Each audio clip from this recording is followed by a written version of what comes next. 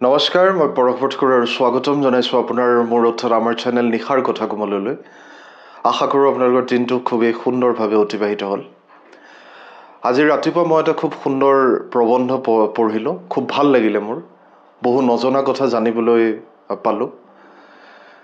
তাত উল্লেখ আছিল, আচলতে আজি মই যেতিয়া ৰাতিপুৱা পঢ়িছিলোঁ, তাত আপোনালোকৰ বহুতেই চিনি পায় আৰু যিসকলে নাজানে তেওঁলোকক কওঁ যে বৰ্তমান সময়ত যি কাজিৰঙা ৰাষ্ট্ৰীয় উদ্যান বা কাজিৰঙা নেশ্যনেল পাৰ্কৰ যি নেতৃত্ব দি আছে, তেখেত এগৰাকী মহিলা হয়, ডক্টৰ সোণালী ঘোষ।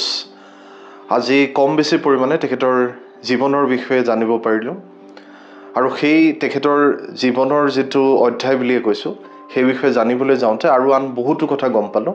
সেইখিনি কথা আজি মই আপোনালোকৰ আগত শ্বেয়াৰ কৰিব বিচাৰিছোঁ আৰু বিশেষকৈ যিসকল উঠি অহা ছাত্ৰ ছাত্ৰী, মই ভাবোঁ আজিৰ খণ্ডটোৱে তেওঁলোকক বহুতো উপকৃত কৰিব।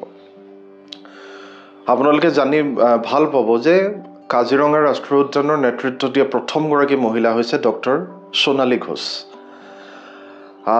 সোণালী ঘোষৰ আৰু এটা খুব ডাঙৰ কৃতিত্ব আছে যে তেখেত প্ৰথম ভাৰতীয় মহিলা যাক IUCN, যাক আমি কওঁ international union for conservation of nature, বা অসমীয়াত ক'বলৈ গ'লে আন্তৰ্জাতিক প্ৰকৃতি সংৰক্ষণ সংঘৰ দ্বাৰা তেখেতসকলৰ এটা খুব সন্মানীয় বঁটা আছে, যিটো হৈছে IUCN কেণ্টন মিলাৰ এৱাৰ্ড। সেইটো এটা খুব সন্মানীয় বঁটা সংৰক্ষণৰ ক্ষেত্ৰত যিসকল লোকে কাম কৰে।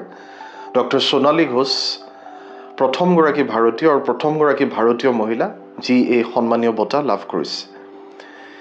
তেখেতৰ যেতিয়া জীৱনৰ বিষয়ে পঢ়িছিলোঁ বা জানিছিলোঁ, তেতিয়া তেখেতে যেতিয়া গ্ৰেজুৱেশ্যন কমপ্লিট কৰিলে, এক প্ৰকাৰ তেখেত বিমূৰত পৰিছিলে যে আগলৈ কি কৰিম বা কি পঢ়িম।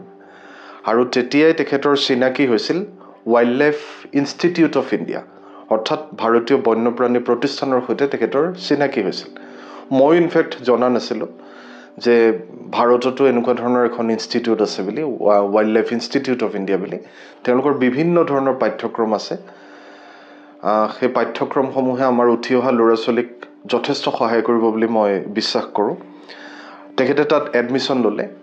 তেওঁলোকৰ এটা ডক্টৰ সোণালী ঘোষে তাত এডমিশ্যন ল'লে।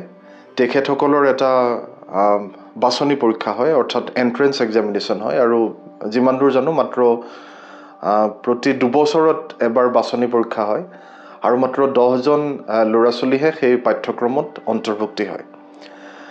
আৰু প্ৰথম যি 6জন হয়, প্ৰথম 6জনৰ কাৰণে কোৰ্চটো অলপ এক্সপেঞ্চিভ হয়, মানে এটা বছৰত প্ৰায় 3 লাখ মান টকাৰ খৰচ পৰে।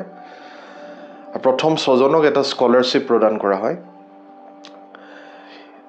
আৰু ইণ্টাৰেষ্টিংলি সেই সময়তে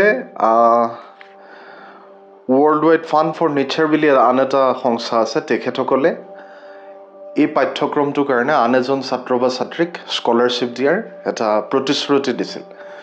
সোণালী ঘোষৰ নম্বৰ আছিল, তেখেতৰ মেৰিট লিষ্টত নাম আছিল 8 নম্বৰত।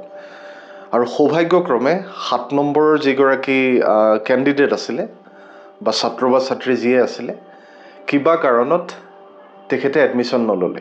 গতিকে অট'মেটিকেলি সেই পাৰ্টিকুলাৰ স্কলাৰশ্বিপটো ডক্টৰ সোণালী ঘোষে লাভ কৰিলে। আৰু এই গোটেই পাঠ্যক্ৰমটো খুব এডভেঞ্চাৰাছ হয় আচলতে, কাৰণ মানে ইয়াত আউটডোৰ এক্টিভিটিজ বহুতো হয়। আমাৰ যিখিনি বনাঞ্চল আছে বা অভয়াৰণ্য আছে, সেইসমূহত প্ৰেক্টিকেল ট্ৰেইনিং হয়, যেনেকৈ জিম কৰ্বেট নেশ্যনেল পাৰ্ক আছে, বা আন যিসমূহ অভয়াৰণ্য আছে, সেইসমূহত এই ল'ৰা ছোৱালীখিনিয়ে এটা প্ৰেক্টিকেল নলেজ লাভ কৰে কমপ্লিটলি এবাউট ৱাইল্ড লাইফ। গতিকে মই পিছত অকণমান চালোঁ, তেওঁলোকৰ কোৰ্চেছখিনি খুব সুন্দৰ, ৱাইল্ড লাইফ ইনষ্টিটিউট অফ ইণ্ডিয়াৰ।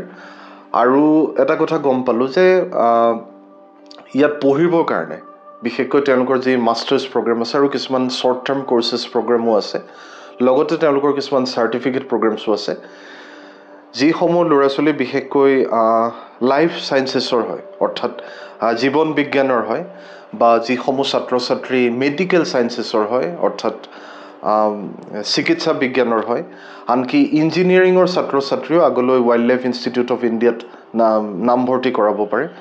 লগতে আছে ভেটেৰিনেৰী ছায়েন্স, যাক আমি কওঁ পশু বিজ্ঞান চিকিৎসা, বা ফৰেষ্ট্ৰিৰ ল'ৰা ছোৱালী হওক, বা ফাৰ্মাচীৰ যিসমূহ ল'ৰা ছোৱালী হওক, লগতে কম্পিউটাৰ ছায়েন্স আৰু সমাজ অধ্যয়ন, আৰু যাক আমি কওঁ ছ'চিয়েল ছায়েন্সেছ, এইসমূহ যি ল'ৰা ছোৱালী এই পাঠ্যক্ৰমসমূহত ইতিমধ্যে তেওঁলোকে পঢ়ি আছে, আগলৈ তেওঁলোকে যদি গ্ৰেজুৱেশ্যন কৰি আছে, আগলৈ যদি মাষ্টাৰ্ছ কৰিব বিচাৰে, ৱাইল্ড লাইফ ইনষ্টিটিউট অফ ইণ্ডিয়াত এডমিশ্যন ল'ব পাৰে।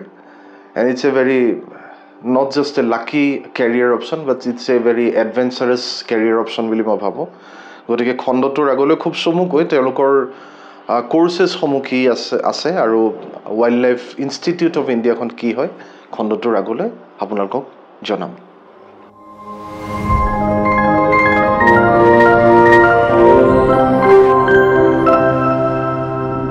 ভাৰতীয় বন্যপ্ৰাণী প্ৰতিষ্ঠান বা যাক আমি কওঁ wildlife institute of India 1982 চনত under ministry of environment, forest and climate চেঞ্জৰ অধীনত স্থাপন কৰা হৈছিলে। আৰু তেওঁলোকৰ মূল কাৰ্যসূচীসমূহ হৈছে বন্যপ্ৰাণী গৱেষণা আৰু ব্যৱস্থাপনাৰ প্ৰশিক্ষণ কাৰ্যসূচী তেওঁলোকে আগবঢ়ায়।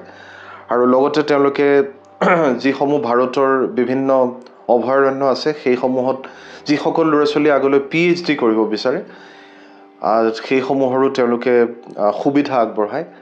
আৰু এই ইনষ্টিটিউটৰ লগত, প্ৰতিষ্ঠানৰ লগত ভাৰতৰ যিসমূহ আগশাৰীৰ বিজ্ঞানী আছে সকলো জড়িত হৈ আছে। গতিকে গৱেষণাৰ দিশটোলৈ যদি আমি চাওঁ, ল'ৰা ছোৱালীয়ে বা ছাত্ৰ ছাত্ৰীসকলে বহুখিনি কথা শিকিবলৈ পাব।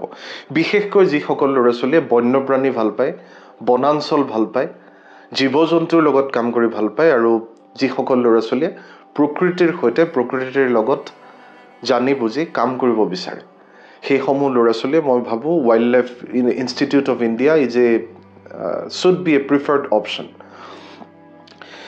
আৰু লগতে আৰু এটা কথা যে তেখেতসকলে যিটো আমাৰ নেশ্যনেল টাইগাৰ চেঞ্চাছ হয় বা অল ইণ্ডিয়া টাইগাৰ এষ্টিমেশ্যন বুলি যিটো আমি কওঁ, সেইসমূহৰ যিটো ছাৰ্ভে হয় ৱাইল্ড লাইফ ইনষ্টিটিউট অফ ইণ্ডিয়াই কণ্ডাক্ট কৰে গোটেই সমগ্ৰ ভাৰততে।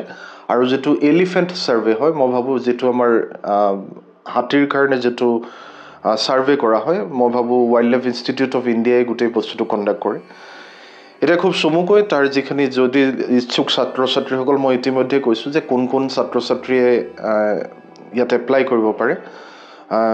কেণ্ডিডেটছ ফ্ৰম লাইফ ছায়েন্সেছ, জীৱন বিজ্ঞান, medical science, veterinary science, social science বা সমাজ অধ্যয়ন, ফৰেষ্ট্ৰি, আৰু ইনফেক্ট ফাৰ্মাচীৰ যিসকল ল'ৰা ছোৱালী আছে তেওঁলোকেও ৱাইল্ড লাইফ ইনষ্টিটিউট অফ ইণ্ডিয়াত ফাৰ্ডাৰ ফৰ হায়াৰ ষ্টাডিজৰ কাৰণে আবেদন কৰিব পাৰে। যদি কোৰ্চেছসমূহৰ কথা কওঁ, খুব চমুকৈ ক'ম, তাত 2 বছৰীয়া মাষ্টাৰ্ছ প্ৰগ্ৰেম আছে ইন ৱাইল্ড লাইফ ছায়েন্স। লগতে তেওঁলোকৰ PG ডিপ্ল'মা প্ৰগ্ৰেমছ আছে ইন ৱাইল্ড লাইফ মেনেজমেণ্ট। আৰু তেওঁলোকৰ খুব কিছুমান শ্বৰ্ট টাৰ্ম প্ৰগ্ৰেমছো আছে, যেনেকৈ 3 মাহৰ চাৰ্টিফিকেট প্ৰগ্ৰেম আছে ইন ৱাইল্ড লাইফ মেনেজমেণ্ট। লগতে 2 বছৰৰ মাষ্টাৰ্ছ প্ৰগ্ৰেম আছে in fresh water ecology and conservation, লগতে হেৰিটেজ কনজাৰ্ভেশ্যন এণ্ড মেনেজমেণ্ট।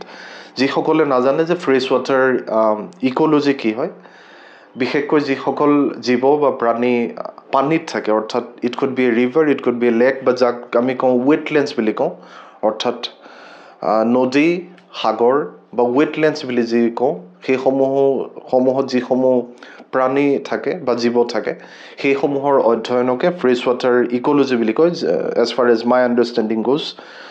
আৰু কিছুমান খুব শ্বৰ্ট টাৰ্ম কোৰ্চেছো আছে, যেনেকৈ GIS অৰ্থাৎ জিঅ'গ্ৰাফিক ইনফৰ্মেশ্যন ছিষ্টেম। তাৰ উপৰি আছে ৱাইল্ড লাইফ ফৰেনচিক্স, যিসকল ল'ৰা ছোৱালীয়ে ফৰেনচিক ছায়েন্স ভাল পায় তেওঁলোকেও এই পাঠ্যক্ৰমসমূহ ল'ব পাৰে। আৰু লগতে আছে হেবিটেট ইভালুৱেশ্যন। গতিকে খণ্ডটো খুব চমু আছিল, কিন্তু মই ভাবিলোঁ যিহেতু মই ৰাতিপুৱা প্ৰবন্ধটো পঢ়িলোঁ আৰু তাৰপিছতে ৱাইল্ড লাইফ ইনষ্টিটিউট অফ ইণ্ডিয়াৰ বিষয়ে কম বেছি পৰিমাণে জানিবলৈ চেষ্টা কৰিলোঁ। I thought it is worth sharing. আপোনালোকে জানি ভাল পাব, আৰু বিশেষকৈ সেইসকল ছাত্ৰ ছাত্ৰীৰ কাৰণে আজি এই খণ্ডটো কৰিলোঁ যিসকল ছাত্ৰ ছাত্ৰীয়ে বন্যপ্ৰাণী ভাল পায়, ৱাইল্ড লাইফ ভাল পায়। গতিকে ইতিমধ্যে কৈছোঁৱে এলিজিবিলিটি ক্ৰাইটেৰিয়া বা অৰ্হতা বা যোগ্যতাৰ অৰ্হতা যিটো ইতিমধ্যে আপোনালোকক ক'লোৱে। যিসকল ছাত্ৰ ছাত্ৰী ইচ্ছুক হয় আগলৈ তেওঁলোকৰ ৱেবছাইট ভিজিট কৰিব পাৰে, wild life institute of India, সেই বিষয়ে আৰু অধিক জানিবলৈ চেষ্টা কৰিব পাৰে। কোৰ্চ ফিসমূহ কি হয় বা এডিশ্যনেল স্কলাৰশ্বিপসমূহ কেনেকৈ আদায় কৰিব পাৰি, সেইসমূহ জানিবলৈ তেওঁলোকে ৱেবছাইটৰ থ্ৰুদি চেষ্টা কৰিব পাৰে। খণ্ডটো ইমানতেই সামৰিছোঁ, অধিক দীঘলীয়া নকৰোঁ। So' I wish students who are interested particularly in wildlife, বন্যপ্ৰাণী যি ভাল পায়, উদ্ভিদ যি ভাল পায়, প্ৰকৃতিৰ সৈতে থাকি যি ভাল পায়, তেওঁলোকে সেই বিষয়ে আৰু সবিশেষ জানিবলৈ চেষ্টা কৰিব পাৰে। ধন্যবাদ।